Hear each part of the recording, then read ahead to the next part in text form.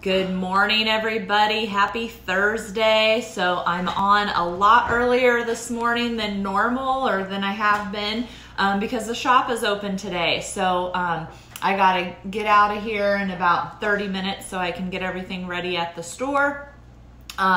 So I'm open today at 802 North Haynes in Centerville, and today is 10 to 5, and then I can't do a project tonight because we have a wrestling meet and a Christmas program, and my body does not function very well after dark. So I would rather do it right now real quick. So super quick project today.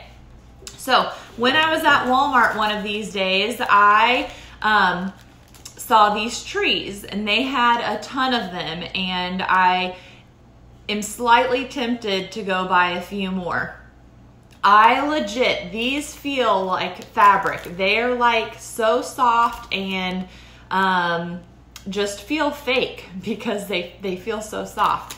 I didn't really love the little felt gingerbread basket that it had, but I knew I could keep this. Well, I hope I can keep this alive, and I knew I could transplant it and put it in anything. So one way to totally change the look of any plant, whether you're getting a poinsettia for the holidays or you're doing herbs or any kind of plant that you have in your house, simply changing out the container that it is in is going to give you a different look. So I knew that I had tons of containers. So I actually had brought home like a 1 gallon crock that I wanted to use, but it just was not proportionally correct, and I took it back to the shop already. I also grabbed this half and half tobacco tin because it was red and green, and I thought that it would probably be a little bit closer to being proportional. And then, I don't know, a couple of years ago, I got a bunch of these little pots, and I don't even do anything with them normally. I normally just have them setting in my windowsill or somewhere in the house. This year they're in the windowsill, and I still have the price tag on. They were $1.50, but lots of options for these. I could totally see this being in there and looking super cute for the holidays. The nice thing is that it has a plastic container, so you can, put it in here for a few months, November and December, and then you can take it out of little Santa's pants and put it in something else for the next season. This is cute, but I like the more subtle colors of the half and half, and I would keep this out year round. So what I'm going to do is just move it over. So ideally we would want to get some kind of filler for the container. So I had this one just in my stash. It is not small enough. I could probably trim it and get it to fit in there, but basically we want any of the extra water that's gonna come out of here to get caught into something so that it's not rusting the bottom of this more or whatever you have it in. So I honestly, for now, I'm probably going to keep it in the plastic, and I can hide that, I can tuck that in, or I can, leave it showing. So I feel like it maybe is pushed down a little bit too far, just based off of the size of the pot that it's in. So I went and grabbed, this is, I made taco soup yesterday, and this is the green chili can. So I'm just going to put that down here in the bottom, and we're gonna see if that puts it at the right height or not. Well, that actually puts it too tall, and I say that it's too tall because we are able to see the plastic container.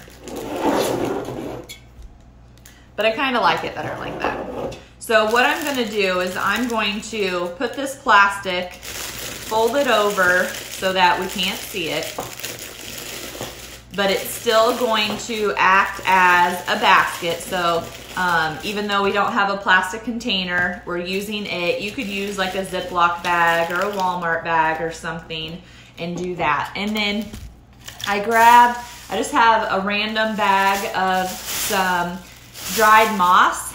Sometimes I'll take this off of plants when you get it. It's, tucked in around your plants.